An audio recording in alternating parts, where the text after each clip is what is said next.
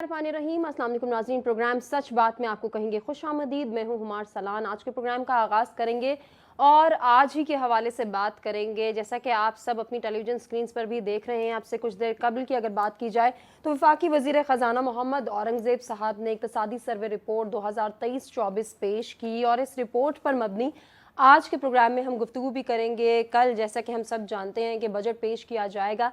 अब आने वाला बजट कितना खातिर ख्वाह होगा, आवाम को कोई रिलीफ मिल सकेगा या नहीं मिल सकेगा, ये बहस तो एक तरफ है, लेकिन दूसरी तरफ इस इक्तसादी सर्वे रिपोर्ट पर मबनी कुछ हमारे पास डेटा है, वो हम आपके साथ शेयर करते हैं। फिर अपने मेहमानों की जानिब बढ़ेंगे, उनसे उनका ओपिनियन लेंगे और आने वाला बजट क्या आवाम दोस्त बजट होगा नहीं होगा, आवाम को कोई रिलीफ मिल सकेगा नहीं मिल सकेगा, महंगाई की शरह में इजाफा होगा नहीं होगा, क्योंकि बहुत सारी चीज़ें हम डे बाय डे डिस्कस कर रहे हैं और बहुत सारे ऐसे डिपार्टमेंट्स या सेक्टर्स की बात की जाए जिनको बजट में शामिल करना या फिर उन पर खातिर ख्वाह तवज्जो दिलाना, ये भी हमारा एक मकसद था जिनको हमने डिस्कस किया। हेल्थ का सेक्टर हमने डिस्कस किया, हमने तालीम के हवाले से बात की, ओवरऑल सोसाइटी के पर्सपेक्टिव में बात की कि आवाम रिलीफ चाहती हैं, आवाम की क्या डिमांड्स हैं हुकूमत से, और जब भी बजट पेश किया जाता है तो आवाम शायद ये उम्मीद लगा बैठती है कि अब उसको रिलीफ मिलेगा या फिर आने वाला बजट आवाम दोस्त बजट होगा नहीं होगा।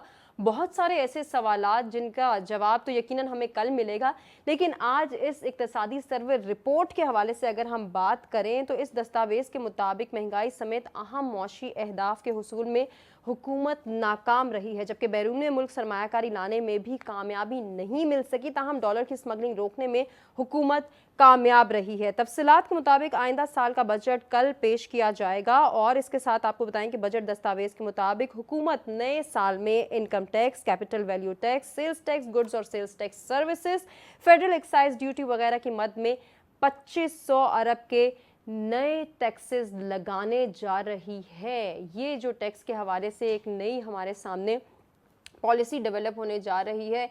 अब इसके हवाले से भी जानेंगे ये कितनी फ्रूटफुल साबित होगी, इससे क्या अहदाफ हासिल कर सकेगी हुकूमत, नहीं कर सकेगी। एफबीआर की मद में अगर बात करें तो एफबीआर को 12,970 अरब रुपए की वसूली का हदफ दिया जा रहा है। इनलैंड रेवेन्यू के टैक्सेस का हजम 11,379 अरब मुकर्रर किया गया है, जिसमें डायरेक्ट टैक्सेस का हजम 5,512 अरब होगा। डायरेक्ट टैक्सेस में इनकम टैक्स का हजम 5,454 अरब होगा, जिसमें रवा माली साल 1753 अरब का इजाफा किया गया है। रवा माली साल इनकम टैक्स का हदफ 3,721 अरब था। सेल्स टैक्स की मद में 1,312 अरब का इजाफी हदफ मुकर्रर किया गया है, जिसके तहत आइंदा साल 4,919 अरब रुपए इकट्ठे किए जाएंगे। ज़रा इस पर हम गुफ्तगू करेंगे। जिस तरह से टैक्सेस की वसूली का अहदाफ दिया गया है और ये हदफ एफबीआर को दिया जाने वाला है, इसके हवाले से भी हम बात करेंगे। ओवरऑल इक्तसादी सर्वे रिपोर्ट के हवाले से भी डिस्कशन करेंगे। आने वाला बजट आवाम दोस्त होगा नहीं होगा, आवाम किस तरह से उम्मीदें लगाए बैठी है, उस पर बात करेंगे। और महंगाई की शरह में इजाफा देखने में आ रहा है या नहीं आएगा, इस पर भी हम बात करेंगे। जिस तरह से हमने पहले बात की कि कुछ अहदाफ जो कि हुकूमत को दिए गए थे उनमें वो नाकाम रही, लेकिन डॉलर की स्मगलिंग रोकने में कामयाबी रही इस सर्वे रिपोर्ट के मुताबिक। ज़रा इसको भी हम डिस्कस करेंगे। इस कामयाबी के पेश नज़र आने वाला वक्त कितना बेहतरी की जानिब जाएगा या फिर तरक्की मुमकिन हो पाएगी नहीं हो पाएगी, इसके हवाले से भी डिस्कशन करते हैं। जो मेहमान हमारे साथ मौजूद हैं तारुफ कराते हैं, गुफ्तगू का बाकायदा आगाज़ करते हैं। नाज़रीन, स्टूडियोज़ में मेरे साथ सीनियर एनालिस्ट का पैनल मौजूद है। इब्राहिम बेग साहब मौजूद हैं, सज्जाद तरीन साहब मौजूद हैं। आप दोनों को खुशामदीद कहना चाहेंगे। एक और सीनियर एनालिस्ट सत्तार खान साहब भी हमारे साथ मौजूद हैं, सर आपको भी वेलकम करेंगे। और असद खलल साहब ने भी हमें ज्वाइन किया है, सर खुशामदीद कहना चाहेंगे। सत्तार खान साहब, गुफ्तगू का आगाज़ सर मैं आपसे करना चाहूँगी। ओवरऑल जिस तरह से अभी इक्तसादी सर्वे रिपोर्ट का हम जायज़ा ले रहे हैं, इस डॉक्यूमेंट के मुताबिक बहुत सारी चीज़ें हम बहुत सारे अगर अहदाफ या टारगेट्स की बात की जाए तो हम हासिल नहीं कर पाए, लेकिन एक अच्छी खुशाइन बात यह है कि डॉलर की स्मगलिंग रोकने में हम कामयाब रहे। सर ज़रा इस जानिब आइएगा, इसको किस तरह देखते हैं और आने वाले वक्त में कितना बेनिफिशियल हो सकता है ये सब? पाकिस्तान में आपने देखना है कि ये बजट कहा जाता है कि ये रीडिंग फ्रेंडली होता है, यानी कि जो पढ़ने वाला है वो बजट समझ जाएगा। लेकिन यहाँ पर होता ये है कि बजट रीडिंग जो है वो फ्रेंडली नहीं है। आप जो दस्तावेजात देखते हो, जितना आपने कहा ना कि फलाने का हदफ इतना बढ़ा दिया गया है, फलाने का हदफ इतना बढ़ा दिया गया है, तो ये जो पार्लियामेंट में बैठे होते हैं, जो वजीर खजाना होंगे, शायद थोड़ी बहुत उनको अंडरस्टैंडिंग, उसके अलावा जो पार्लियामेंटेरियन हमारे बैठे होते हैं, जिन्होंने उस पर बहस करनी होती है, किसी ने हक में बोलना होता है, किसी ने मुखालफत में बोलना होता है, उसको उनको किसी को समझ नहीं होती कि वो जब तक वो समझेंगे, मेरे ख्याल में दूसरा बजट आने वाला होगा। तो बजट प्रिपरेशन पाकिस्तान में, पूरी दुनिया में बजट प्रिपरेशन जो प्रोसेस होता है उस पर तवज्जो दी जाती है कि ये फ्रेंडली हो, रीडिंग फ्रेंडली हो, जो पढ़े उसको अंडरस्टैंडिंग हो कि बजट है क्या। अब बजट के जो थब्बे पड़े होते हैं, हम जर्नलिस्ट लोग, रिपोर्टर लोग, जब कभी बजट पेश होता था तो हम वो सारा थब्बा उठा लेते थे। हम कहते थब्बा चुक लिया, तुमने कहा हाँ चुक लिया, 5-6 होते थे थब्बे उठा लेते थे। अब उसकी समझ किसको है? अगर आप बारीकियों में जाके इस पे बहस करना चाहेंगी तो बड़ा मुश्किल हो जाएगा आपके साथ बहस में हिस्सा लेना, क्योंकि ये यहाँ पर प्रोसेस शुरू होता है नवंबर-दिसंबर में। तो उसको कॉल सर्कुलर कहते हैं। कॉल सर्कुलर एक ऐसी चीज होती है जो हर महकमा, हर डिपार्टमेंट, हर वजारत महकमा खजाना को भेजती है। यानी नवंबर-दिसंबर की मैं बात कर रहा हूँ, नवंबर-दिसंबर में ये प्रोसेस शुरू हो जाता है। जून में बजट होना होता है, तो 7-8 महीने पहले बजट प्रिपरेशन प्रोसेस जो है ना, इस पे हमारे यहाँ बहुत कम बात हुई है, बल्कि सिरे से बात ही नहीं हुई इस पे। ऐसे ही कि जो चीज लोगों के सामने आनी है, उनको लोगों को उसकी अंडरस्टैंडिंग होगी तो बड़े खूबसूरत तरीके से वो आएंगे। अब जो हुकूमत के साथ हैं वो तो तारीफें करेंगे कि वो अवाम दोस्त है, जैसे आपने भी एक दफा लफ्ज इस्तेमाल किया कि ये क्या अवाम दोस्त होगा कि नहीं होगा। वो जो पेश कर रहा होता है, जो हुकूमत होती है, जो सियासी हुकूमत की जो जमात, जो सियासी जमात की हुकूमत होती है, वो हमेशा हमें एक बात बताती है कि अवाम दोस्त। अब अवाम दोस्त को आप इलेबोरेट करना चाहिए कि किस तरह से इसको अवाम दोस्त कहा जा सकता है। अवाम को उसकी समझ ही नहीं आती कि इन्होंने पेश क्या किया है। पार्लियामेंटेरियन को उसकी समझ नहीं आती कि इन्होंने पेश क्या किया है। महासभा एक तकरीर होती है जो कि वजीर खजाना करता है पार्लियामेंट, उसमें कुछ 2-4 मोटी मोटी चीजें होती हैं। अगर बजट को माइन्यूटली आपने स्टडी करना है, मैंने जब भी बजट को माइन्यूटली स्टडी किया मुझे महीने लग गए थे।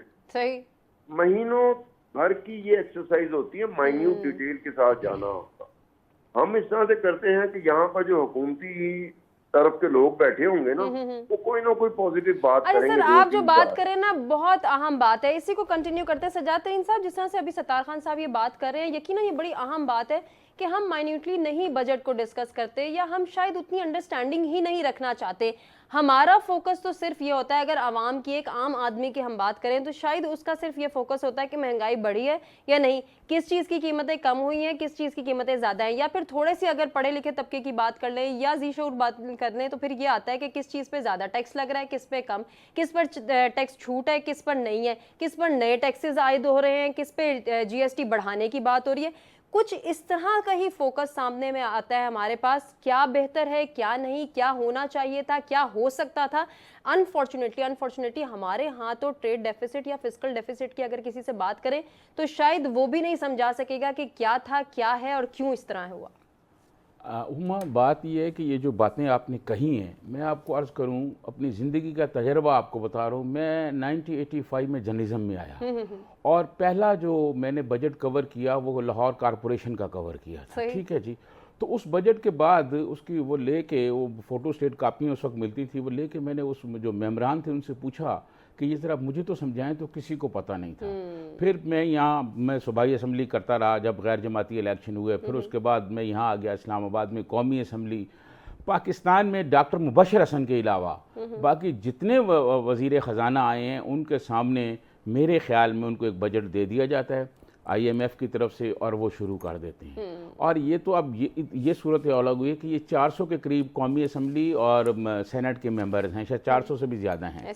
इन लोगों में कोई एक आदमी ऐसा नहीं है जिसको वज़ीर ख़जाना तैनात किया जाए जो कौम को जवाबदेह हो। ये हफीज़ शेख आ जाते हैं, शौकत तरीन साहब आ जाते हैं, शौकत अजीज़ आ जाते हैं, इसी तरह के और बहुत सारे लोग हैं। नाम गिनना शुरू करूं तो शायद प्रोग्राम का वक्त ही ख़त्म हो जाएगा। ये आ जाते हैं और बैग इन्होंने उठाया होता है, इनको पता ही नहीं होता कि गरीब के साथ क्या सूरत हाल बन रही है, वो जो राजनपुर में गरीब मजदूर बैठा हुआ है उसकी क्या सूरत हाल है, वो जो बदीन में बैठा हुआ है, वो एक IMF का फ्रेमवर्क इनको दिया जाता है, उसमें रख के ये बजट बना देते हैं। इस बजट का आवाम से कोई ताल्लुक नहीं होता, एक बात। दूसरी बात, इस बजट की अहमियत अब इसलिए ख़त्म हो गई है कि हमारे बचपन के ज़माने में खौफ का एक दिन होता था कि साल में एक दफ़ा बजट आता था और चीज़ें महंगी हो जाया करती थी। अब तो हर 15 दिन के बाद पेट्रोल की कीमतों में इजाफा होता है, उसके साथ ही चीज़ें महंगी हो जाती हैं। तो इस बजट में ये कहना कि जी ये तरक्की हो रही है, ये हो रही है, ये अदादो शुमार का एक गोरख धंधा है जो हर साल मैं सुनता हूँ, और इस बजट का कोई इम्पैक्ट नहीं पड़ता। ये सिर्फ एलीट क्लास है, वो एयर कंडीशन कमरों में बैठ के बजट बनाती है, उनको पता ही नहीं कि गरीब आदमी की जिंदगी, गरीब आदमी पे क्या गुजर रही है। बिजली आए रोज बढ़ रही है, गैस आए रोज बढ़ रहा है, पेट्रोल की कीमतें मैं पहले बता चुका हूँ, तो कौन सा बजट। अच्छा सर, ये जो आपने बात की है बड़ी अहम है कि आवाम से वाकई इसका कोई ताल्लुक नहीं है और इसमें कोई कंसिस्टेंसी हम देखते ही नहीं है। एक दफा बजट अनाउंस हुआ, सारा साल वही कीमतें नहीं रहती बल्कि वो भी फ्लक्चुएट करती दिखाई देती हैं। असद खलील साहब, इस पर क्या कहना चाहेंगे? मुझे ब्रेक की जाने बढ़ना, लेकिन उससे पहले मैं चाह रही हूँ आप भी कमेंट कर दें। एक जुमला मैं कहना चाहता हूं, एक बजट ये जून में आ रहा है और एक मिनी बजट सितंबर में आएगा। ऐसा ही है, फिर सितंबर में आ जाएगा बजट, आप देखिएगा। ये मुझे खुद वजारत खजाना के लोगों ने आज बताया है, सितंबर में फिर एक मिनी बजट आएगा। तो कौन सा बजट है फिर? तो फिर असद खलील साहब, फिर तो फायदा ना हुआ। अगर सितंबर में भी मिनी बजट आना है तो फिर इस बजट को हम इतनी अहमियत क्यों दे रहे हैं? एक बजट जो है वो जून में आता है, उसके बाद 2-3 माह बाद एक और बजट आ जाता है। तो मामला ये है कि जो अवाम दोस्त बजट का दावा किया जा रहा है, या अवाम दोस्त बजट तो तब होगा जब आवाम को खाने पीने की अशिया सस्ती मिलेंगी, उनको पेट्रोल सस्ता मिलेगा, उनको बिजली सस्ती मिलेगी, उनको गैस सस्ता मिलेगी। जब ये चीज़ें अगर होंगी तो वो तो बजट अवाम दोस्त होगा। लेकिन जब ये पहले से ही बताया जा रहा है कि इतने हज़ार अरब के अजाफी टैक्स जो है वो अहदाफ दे दिया गया है FBR को, तो जो अजाफी टैक्स लगेंगे, मजीद टैक्सों में इजाफा होगा, नए टैक्स लगेंगे, तो यकीनी तौर पर वो जो है उसकी वजह से चीज़ें महंगी होंगी, आवाम के ऊपर मजीद बोझ डलेगा, तनख्वाहदार तबका जो है वो इसके अंदर जद में आएगा, जो किसान है वो इसकी जद में आएगा, जो मजदूर है वो इसकी जद में आएगा, जो चीज़ जो है आज जितने की है वो उससे ज़्यादा महंगी होगी। तो ये वो सारी चीज़ें हैं कि जो आवाम दोस्त बजट जो है, ये दावे जो है उसके बिल्कुल ये बरक्स अदादो शुमार या जो हुकूमती ये जो अब तक के जो तखमीने हैं या जो अंदाजे लगाए जा रहे हैं या जो अहदाफ दिए जा रहे हैं, इससे तो कोई अवाम दोस्त बजट की कोई हमें चीज़ जो है ना करीब करीब भी नज़र नहीं आ रही। और वही बात जो है, अभी बात तो मैं उनको दोहराऊंगा कि अल्फाज का गोरख धंधा है, ये जस्ट एक किताबों का पलंदा होता है, और ना इस पर जो बहस भी की जाती है वो लोगों का नॉन सीरियस एटीट्यूड भी आप देखते हैं, और वो जो खास तौर पर एक स्पीच होती है उसी के अंदर चंद जो चीज़ें होती हैं उसी के हवाले से बहस हो जाती है। जो किताबों का एक पलंदा होता है, जो अंबार होता है, उस पे तो हमने कभी बहस होते सर, आप इस बात से एग्री करते हैं जो सज्जातरीन साहब ने की थी कि इसका आवाम से कोई ताल्लुक नहीं होता? जी बिल्कुल ऐसे ही है। ठीक है, हम ब्रेक की जाने बढ़े हैं, ब्रेक से वापस आते हैं। इब्राहिम बेग साहब हमारे साथ मौजूद है, उनसे उनका ओपिनियन भी जानेंगे, लेकिन शॉर्ट ब्रेक के बाद। Stay with us. Welcome back नाज़रीन। प्रोग्राम में एक मरतबा फिर से हम आपको कहेंगे खुशामदीद। डिस्कशन हो रही है इक्तिसादी सर्वे रिपोर्ट 2023-24 के हवाले से। इस रिपोर्ट के मुताबिक मौशी अहदाफ हम हासिल नहीं कर सके हैं। ज़रा वजूहात को डिस्कस कर लेते हैं। इब्राहिम बेग साहब, सर आपको क्या लग रहा है, सियासी अदम इस्तेहकाम क्या वाहिद वजह है जिसकी वजह से हम वो तमाम तर टारगेट्स, वो तमाम तर अहदाफ हासिल नहीं कर सके? नहीं, बहुत सारे रीज़न्स हैं। देखिए, अवाम दोस्त बजट का आपने नाम लिया, पहले तो अवाम दोस्त रियासत हमें बनाना पड़ेगी। जो रियासत पॉलिसीज़ बनाती है, क्या वो प्रो पीपल पॉलिसीज़ हैं, अवाम दोस्त हैं? बिल्कुल नहीं हैं। अगर होती तो 75 साल में हम भी बहुत आगे जा चुके होते। उसके बाद फिर अवाम दोस्त हुकूमतें बनाना पड़ेंगी। हुकूमतें क्या अवाम दोस्त हैं? क्या हुकूमत में बैठे हुए लोग अवाम में से हैं, या अवाम का उनके साथ कोई ताल्लुक़ नहीं है? तीसरे नंबर पे आपको अवाम दोस्त पॉलिटिकल पार्टीज क्रिएट करना पड़ेंगी। क्या हमारी पॉलिटिकल पार्टीज प्रो पीपल हैं? अभी रिसेंटली आप देख लें जो गंदम किसान के साथ गंदम के मामले में हुआ है, अगर थोड़ी सी भी पॉलिटिकल पार्टीज हमारी अवाम दोस्त होती तो इतना बड़ा दुख, इतनी बड़ी तकलीफ जो उनको हुई है, जिनकी कुव्वत ख़रीद ही आगे ख़त्म हो गई है, तो वो अवाम दोस्त होते तो क्या वो कोई स्टेप ना लेते? क्या उनकी गंदम ना उठाते उस रेट पे जो उन्होंने अनाउंस की? उनको कोई शर्मिंदगी भी नहीं हुई। इसके अलावा ये है, देखें पिछला फिस्कल ईयर आपके सामने गुजरा है, फिगर आपके सामने आ रही हैं, कोई एक हदफ नहीं है जो इस हुकूमत ने या पिछली हुकूमत ने उसको पूरा किया हो, एक बात। सेकंड ये है कि अब आपके 10-11 करोड़ लोग गुर्बत की लकीर से नीचे चले गए हैं, ये आवाम दोस्त बजट हमारे आ रहे हैं। चौथी ये है कि बेरोज़गारी का आलम ये है कि इमरान खान साहब के दौर से लेकर उसके बाद उस 1.5 साल के दौर से लेकर जो शहबाज शरीफ साहब का अभी तक बेरोज़गारी आपने देखा है कि नौजवान लाखों में बाहर आ चुके हैं और किसी को कोई नौकरी नहीं मिली। एडवर्टीजमेंट आती थी और कैंसिल हो जाती थी, वो नौकरियों का इंतज़ार कर रहे हैं, नौकरियां उनको नहीं मिल रही, गंदम आपकी नहीं बिक रही, मुल्क में कोई चीज़ आप पैदा नहीं कर रहे। आप चाइना के सामने हाथ बांध के पूरी हुकूमत पूरे इदारों समेत लोग खड़े हैं ताकि उनका आपका कर्जा रोल ओवर हो जाए, ताकि आपको IMF कोई चीज़ दे सके और आप अपना बजट बना सके। इन हालात में आप मुझे बताएं कि आवाम दोस्त बजट बन सकते हैं? कभी भी नहीं बन सकता। लेकिन सर जिस तरह से IMF का तस्करा आप भी कर रहे हैं, अभी सजातरीन साहब ने भी किया था, तो IMF के तो अभी भी हम देख रहे हैं कि अगले कर्ज प्रोग्राम के हवाले से बहुत सारी तजाविज़ात पर इख्तलाफात बरकरार हैं, फिर भी बजट आ रहा है। तो क्या IMF की गाइडलाइन पे ही आ रहा है जिस तरह से अभी बात हो रही थी? ये देखिए, बजट तो जाहिर है उनकी गाइडलाइन पे आएगा, इसलिए उनकी गाइडलाइन पे आएगा कि हम किसी डिसिप्लिन पे पूरा उतरते नहीं हैं, हम कोई ऐसा काम करते नहीं हैं जो लोगों के हक में हो। थोड़ा बहुत IMF आके आपके साथ कोई शराइत बनवाता है तो आप थोड़ा सा डिसिप्लिन क्रिएट करते हैं, लेकिन आप ये देखें कि IMF को भी सोचना पड़ेगा। हुकूमतें तो यहाँ पे सोचती नहीं हैं चूँकि आवाम की हुकूमतें हैं नहीं, असम्बलियाँ सोचती नहीं हैं चूँकि ये आवाम की असम्बलियाँ हैं नहीं, रियासत सोचती नहीं चूँकि ये आवाम की रियासत है नहीं, एंटी पीपल रियासत है। इसलिए कि अभी आप टैक्स आप ये देखें कि टैक्स नेट बढ़ाने की बजाय हर हुकूमत आके ऐलान करती है टैक्स नेट को वसी किया जाएगा। किसी हुकूमत ने इस हुकूमत समेत टैक्स नेट नहीं बढ़ाया, एक बात। सेकंड ये है कि डायरेक्ट टैक्स आपको यानी इनडायरेक्ट टैक्सेस लगा के आप लोगों का यानी 19% आप अभी सेल टैक्स लगा रहे हैं, GST कर रहे हैं। उस GST में से यहाँ आपके बैठे बाहर स्टूडियो के बाहर बैठा हुआ चौकीदार भी 19% ही पे करेगा जब कोई चीज़ लेगा, जितना एक अरबपति पे करेगा। आप मुझे बताएं इसकी तुक बनती है? हर चीज़ पे आप सेल टैक्स लगाते जा रहे हैं, लगाते जा रहे हैं, लगाते जा रहे हैं। एक आम आदमी भी वही टैक्स पे कर रहा है जो एक अरबपति। इसका मतलब ये हुआ कि आप अमीर लोगों के हक में पॉलिसीज़ बनाते हैं, उनकी पॉलिसीज़ यहाँ पे चलती हैं, गरीब आदमी का कुछ सोचता नहीं है, चाहे वो मर जाए, चाहे गल जाए, चाहे तबाह हो जाए। तो एक बात तो ये मैं कहता हूँ कि ये टैक्स की जो रेशो है, जो इसका रेट है, इसको कम करने की ज़रूरत है। और टैक्स जो है वो डायरेक्ट टैक्स आप लोगों से लेना शुरू कर दें, टैक्स नेट आप बढ़ाएं, जो टैक्स दे सकते हैं लोग उनको टैक्स नेट में ले आएं। हाउसिंग के सेक्टर्स को आप थोड़ा सा एक्सप्लोर करें। आपको भी पता है कि वजूहात की बुनियाद पे आप हाउसिंग की तरफ देखते नहीं हैं, आपको देखना पड़ेगा, वरना आप इस रियासत को नहीं चला सकते, ना बजट बना सकते हैं। डेफिसिट के बजट को हम आवाम दोस्त बजट हुमा कैसे कह सकते हैं? नहीं कह सकते, बिल्कुल नहीं कह सकते। अभी भी जिस तरह से बात की जा रही है महंगाई बढ़ेगी या नहीं बढ़ेगी, तो डेफिनेटली बढ़ाना मजबूरी है। फिर उन्होंने कहना है कि हम मजबूर हैं, दिवालिया होने जा रहे थे, दिवालिया से मुल्क को बचा लिया, इसलिए इतनी महंगाई आयद की जा रही है। सत्तार खान साहब, फिर वही रिवायती बयानात, फिर वही जस्टिफिकेशंस कि हमारे पास तो कोई चारा नहीं था, हम तो दिवालिया होने से बच गए, यही बहुत बड़ी बात थी, इसलिए महंगाई की शरह में इजाफा हो रहा है। यकीनन कल के बाद यही बातें हम सुनेंगे सब।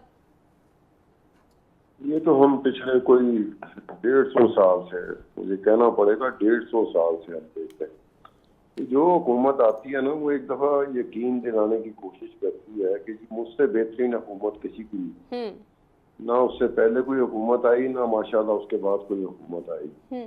लेकिन जितनी हुकूमतें आए, मैं एक इन्वेस्टिगेटिव जर्नलिज्म के हवाले से बात कर रहा हूँ, कुछ डॉक्यूमेंट्स मैंने देखे हैं, ये कोई भी ऐसी हुकूमत जैसे अभी कहा जा रहा था ना कि अवाम दोस्त हुकूमत हो या अवाम दोस्त सियासत हो, ये किसी दौर में भी नहीं रही। ये नहीं है कि आज के दौर में, ये किसी भी दौर में नहीं रहे। जब से हम 80s से जर्नलिज्म कर रहे हैं, उसमें सोसाइटी के ऊपर, मुआशरे के ऊपर एक जिम्मेदारी आती है। सारी की सारी चीजें रियासत और हुकूमत के ऊपर रखेंगे तो वो हाल होगा जो इस वक्त हमारा हुआ। मुआशरा जब समझेगा ना कि उसकी जिम्मेदारी क्या है, हम लोग जो समझेंगे, जो रहते हैं उस मुआशरे में, कि हमारी जिम्मेदारी क्या है, तो उस दिन चीजें संभलने का इम्कान पैदा होना शुरू है। ऐसे ही ये ऐसा है कि जिस तरह के हमें हुक्मरान मिलते हैं, चाहे वो नवाज शरीफ हो, चाहे जरदारी हो या इमरान खान, अगर ये मुआशरा संभल जाए और मुआशरा जिस तरह की सूरत हाल से मुआशरा अपने आप को दो चार कर लेता है, अगर इसको संभल ले, वो संभल जाए और समझे कि उसकी जिम्मेदारी क्या है मुआशरे के तौर पर, एक वोटर के तौर पर, सही, तो मैं यकीन से कह सकता हूँ कि नवाज शरीफ, जरदारी और इमरान खान कभी काउंसलर का इलेक्शन नहीं जीत सके। अब ये होता है कि कुछ लोग एक तरफ भागे होते हैं, कुछ लोग दूसरी तरफ भागे होते हैं, कुछ लोग तीसरी तरफ भागे होते हैं। जिस तरह के लोग होते हैं, जिस तरह का मुआशरा होता है, कुदरत तो हमें यही समझाती है कि हम आप ही की तरह के बंदे आपके ऊपर बिठा देंगे, जिस तरह के हम होंगे। हम जिस तरह के हैं तो उसी तरह का नवाज शरीफ आ जाता है, हम जिस तरह के हैं उसी तरह का जरदारी आ जाता है, हम जिस तरह के हैं उसी तरह का इमरान आ जाता है।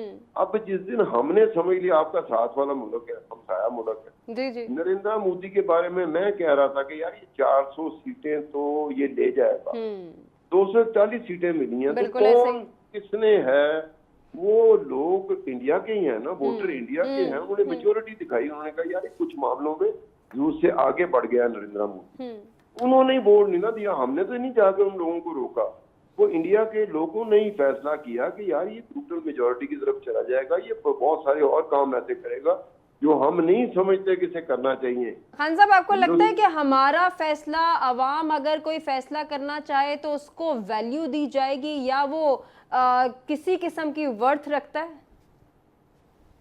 मुझसे पूछ रही हैं? जी जी, आपसे ही पूछ रही हूँ सर। नहीं, एक बात है, हमने जो फैसला करना है, पहले हमें अपने आप को उस सूरत हाल, उस जगह पर लेके जाना पड़ेगा, हमें उस सतह पे लेके जाना पड़ेगा जिस सतह पे बाकी ममालिक के मुआशरे।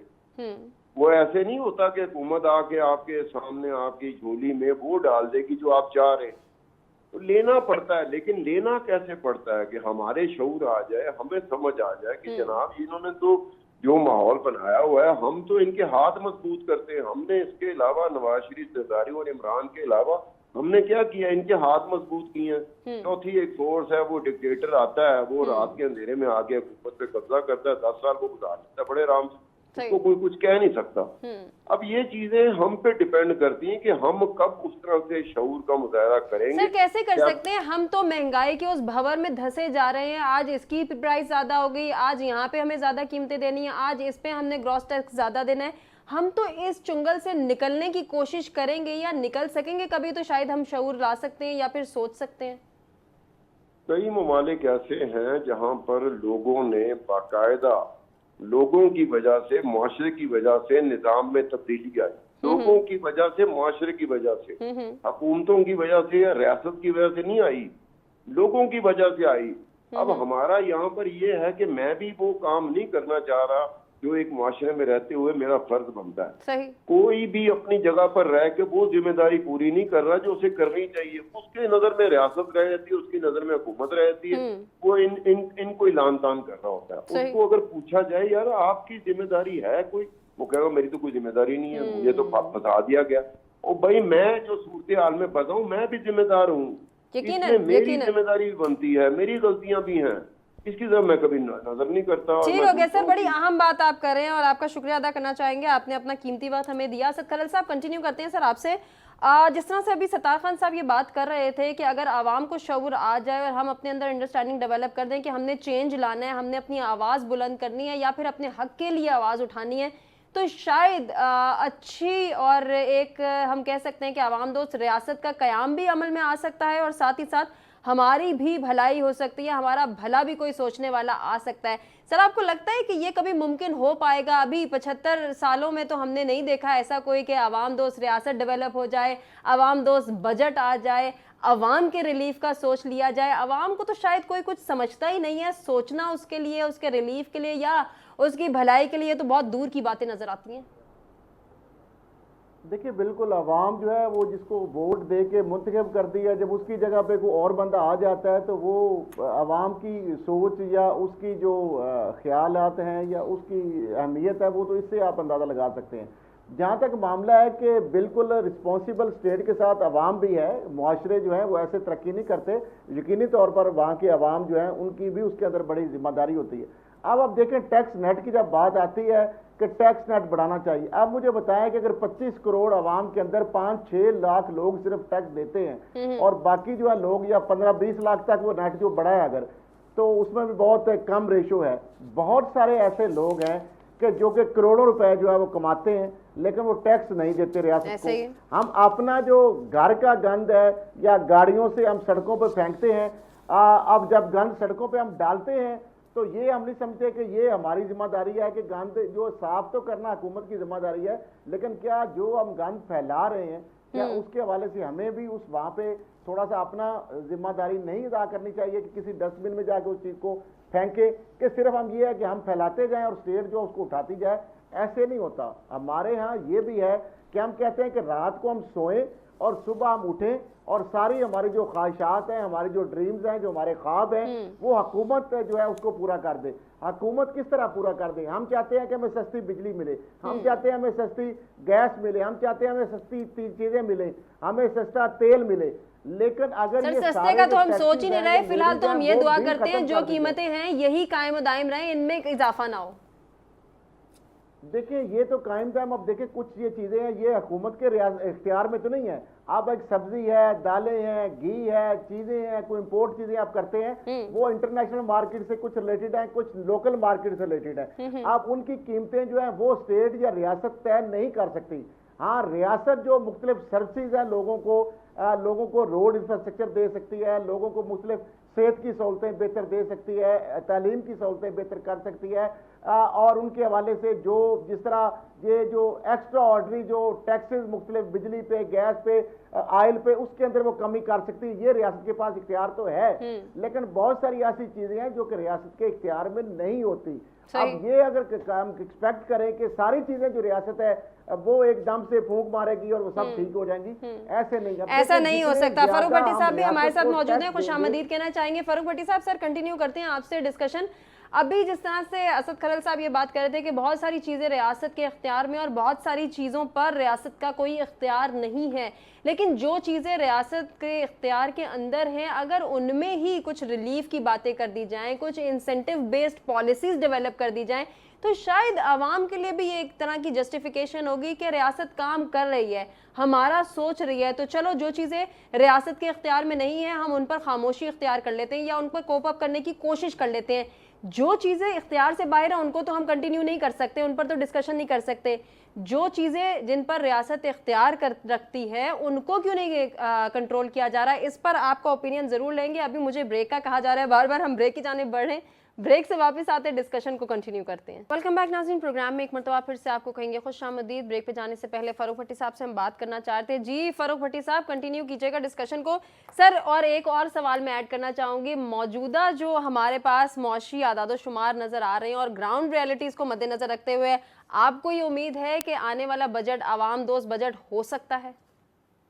देखें, जो आने वाले बजट की आप बात कर रहे हैं जो कल पेश होने जा रहा है, तो उस बजट में तो जनाब सीधा सीधा जो है वो अल्फाज का गोरख धंधा होगा, क्योंकि हमारे पास उस तरह जो है वो जो हमें उम्मीद थी कि IMF हमें जो है वो पैसे दे देगा, दीगर ममालिक हमें पैसे दे देंगे, वो तो अभी आए नहीं है। ये तो सिर्फ अल्फाज का गोरख धंधा है और इसमें जो है वो 10 से 15% तक जो है वो तनख्वाहें बढ़ाने की बात की जा रही है। अब देखें उसमें भी किस हद तक सदाकत है ये कल पता चल जाएगा। लेकिन जो आपने बुनियादी तौर पर बात की, और भी मैं सुन रहा था कि लोगों की भी जिम्मेदारी है और लोगों को भी चाहिए कि वो भी उसको जो है वो देखें। कुछ चीज़ें जो हैं वो खालिस्तान हुकूमत के इख्तियार में हैं और रियासत के इख्तियार में है। रियासत अगर चाहे तो उनको बेहतर जो है वो कर सकती है, और वो है कि जनाब लोगों के मसाइल जो हैं वो गुर्बत, बेरोजगारी है, एजुकेशन है, हेल्थ है, ये बुनियादी इश्यूज हैं और इन इश्यूज को हल करना बहरहाल रियासत की जिम्मेदारी है। लेकिन यहाँ हालत ये है कि जहाँ किसान को आज भी जो है उसको फसल की कीमत जो है वो नहीं मिल रही, बारदाना जो है वो उसको नहीं मिल रहा, वो फरोख्त हो चुका है, वो मिडल मैन जो है वो खा गया। और पाकिस्तान के अंदर जो इंडस्ट्री है जो वो शिफ्ट हो रही है, बांग्लादेश में हो रही है, दीगर जगहों पर लोग जा रहे हैं। होना तो ये चाहिए कि इन्वेस्टमेंट आए, पाकिस्तानियों को पहल किया जाए कि वो पाकिस्तान आए, और उसके लिए सियासी इस्तेकाम जो है वो बड़ा ज़रूरी है। अभी थोड़ी देर पहले स्टार साहब, बड़े मेरे सीनियर्स हैं, वो बात कर रहे थे कि देखें जी लोगों को सोचना चाहिए, नवाज शरीफ को भी देख लिया है, हमने आसिफ अली जरदारी को भी देख लिया है, इमरान खान को भी देख लिया है। तो सत्तार साहब, अगर आपके पास कोई ऐसा फार्मूला है जो जमहूरियत के अलावा हटकर है, तो आप भी वो बता दें कि जनाब ये फार्मूला है, इससे चीज़ें ठीक हो सकती हैं। बदतरीन निज़ाम जो है उसमें भी जमहूरियत के अंदर ही सब कुछ है कि ये बहरहाल जो है वो बैठना पड़ेगा। और जो मुस्बत बात है वो ये है कि जो है वो पीटीआई अगर मुज़ाकरात पर आमादा हुई है तो मैं समझता हूँ कि ये अच्छी बात है। वो अगर पीपल्स पार्टी और पीएमएलएन के साथ मिल बैठकर असम्बली के अंदर लोगों के मसाइल को हल करने के लिए इकट्ठे हो सकते हैं। अगर बेनज़ीर भुट्टो के होते हुए जो है वो एक जो है वो साइन हो गया था जनाब की चार्टर ऑफ डेमोक्रेसी के हवाले से, और तो इस पर जो है वो क्यों इकट्ठे नहीं हो सकते और ख़ास तौर पर पाकिस्तान की जो मईशत है वो जो हचकोले ले रही है उसके लिए इज्तिमाई जिम्मेदारी अशराफिया की बनती है। अच्छा, मतलब भट्टी साहब आपका कहना है कि अगर मिसाक जमहूरियत पर साइन हो सकता है तो मिसाक मईशत लाने की भी ज़रूरत है। बड़ा अहम नुक्ते की जानिब आपने इशारा किया। सजात साहब कंटिन्यू करेंगे। एक बात और जो अभी थोड़ी देर पहले असद खरल साहब ने की थी कि कुछ चीज़ें हुकूमत के इख्तियार में, कुछ चीज़ें इख्तियार से बाहर है। जो इख्तियार में अगर उन पर कंट्रोल हो जाए तो मेरा ख्याल है कुछ बेहतरी आ सकती है। पहले तो मैं आपको अर्ज करूं कि मैं इस पे बात करता हूं। यहाँ बात हुई कि जी हमारे पड़ोसी मुल्क में, मैं समझता हूँ पाकिस्तानी अवाम जो है वो इंडिया के लोगों से बहुत ज़्यादा बाशऊर है। बदकिस्मती क्या है हमारी बदकिस्मती हुमा ये है कि हम जब इलेक्शन में जाते हैं तो हमारा आरटीएस सिस्टम बैठ जाता है, वहां नहीं बैठता।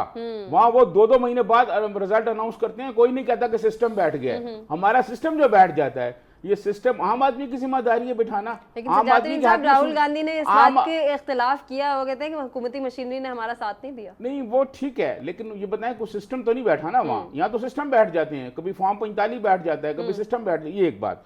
दूसरी बात ये, आम आदमी जो है, एक मैं आपको छोटी सी मिसाल देता हूँ जिससे आम आदमी क्या आपको ट्रैफिक पे आपने देखा होगा रश होती है किसी भी चौराहे पर, एक ट्रैफिक का सिपाही खड़ा होता है, ऊपर हाथ यूं करता है तो पूरी की पूरी ट्रैफिक रुक जाती है।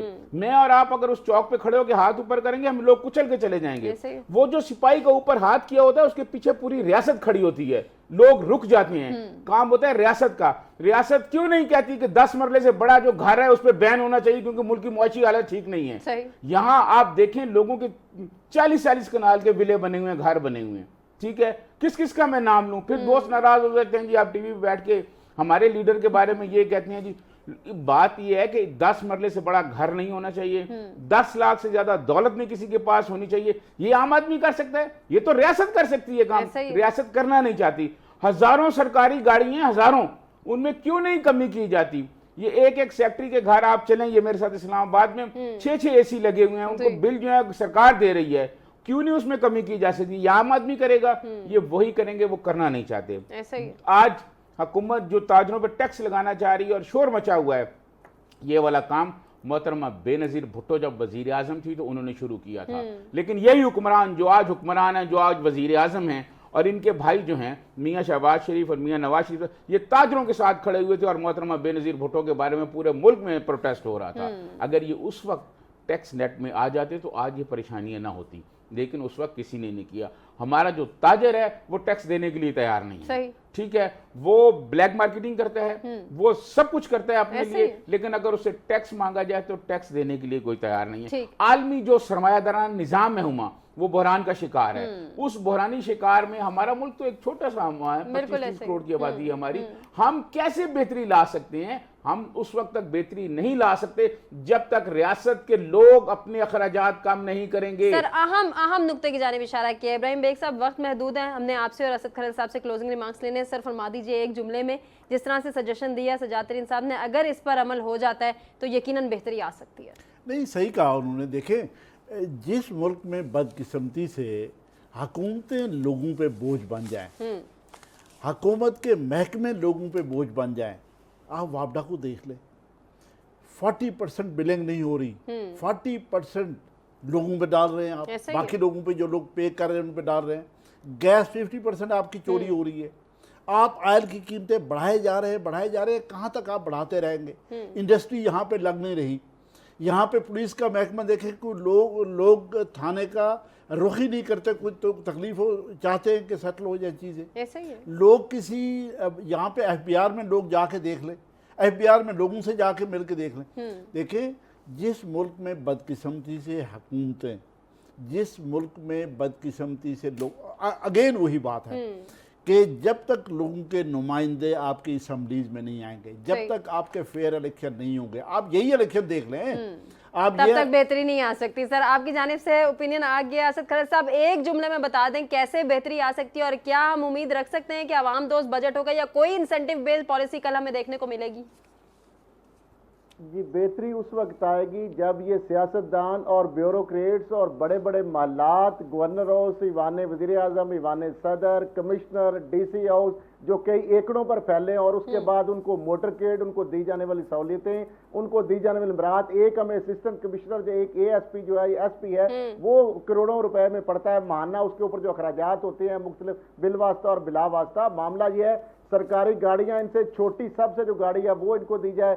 दफातर इनके जो आप देखें कि वज़ीर आज़म के बाहर के जो तरक्की याफ्ता मुल्क के अंदर उतने दफ्तर नहीं है जितने हमारे असिस्टेंट कमिश्नर, AC, DC और कमिश्नर के जो दफ्तरान और ब्यूरोक्रेट्स और सेक्रेटरीज, और ये सारे जो है सबसे बड़े सफेद हाथी, अरबों रुपया जो है सालाना सिर्फ इनके ऊपर लगता है। अगर वो चीजें जो है जब तक ये कंट्रोल नहीं होंगी तब तक बेहतरी नहीं आ सकती। बेहद शुक्रिया अदा करना चाहेंगे अपने तमाम मेहमानों का जिन्होंने अपने कीमती वक्त और कीमती तज्जिये से आगाह किया। और नाज़रीन, आपसे इजाजत लेंगे।